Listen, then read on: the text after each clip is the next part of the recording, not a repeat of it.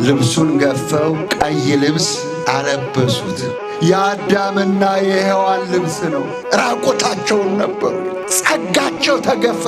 የእኛ ጌታ በአደባባይ ለአዳምና ለሔዋን ልብሱን ተገፈፈላቸው። ለእኔና ለእናንተ ተገፏል።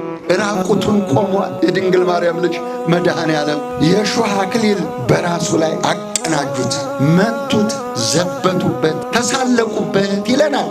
ኢሳይያስ የተናገረው ነገር እንዴት እንደተፈጸመ የሰው ልጅ ኢየሱስ ክርስቶስ ትንቢቱን ሊፈጽም ስለመጣ ፈጻሚም ስለሆነ እነሆ ይህን ሁሉ አደረጉበት።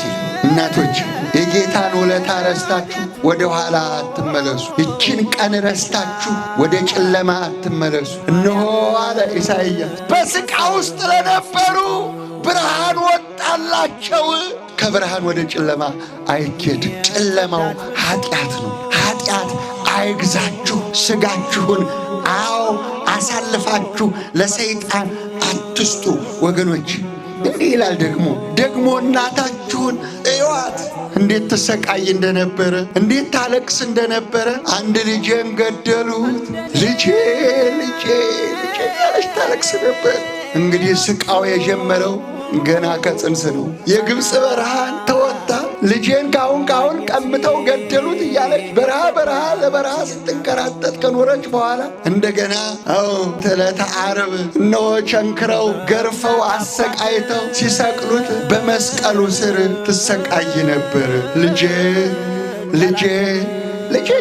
እያለቀሰች ደረቷን እየደቃች፣ ዮሐንስ ደግሞ እያጽናናት ሁለቱን በመስቀሉ ስር አየ ጌታ ኢየሱስ ክርስቶስ። እንዲህ አለ ዮሐንስ፣ እነኋት እናትህ አለ። ደስ ይበላችሁ፣ ክብር ለመድኃኒዓለም።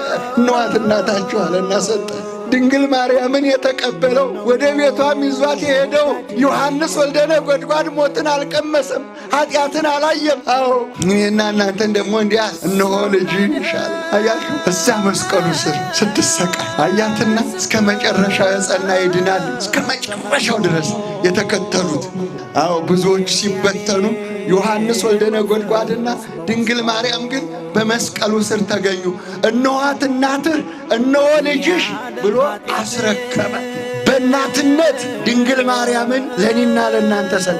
በልጅነት ለድንግል ማርያም ተሰጠን። ደስ ይበላችሁ። ክብር ለመድኃኔዓለም።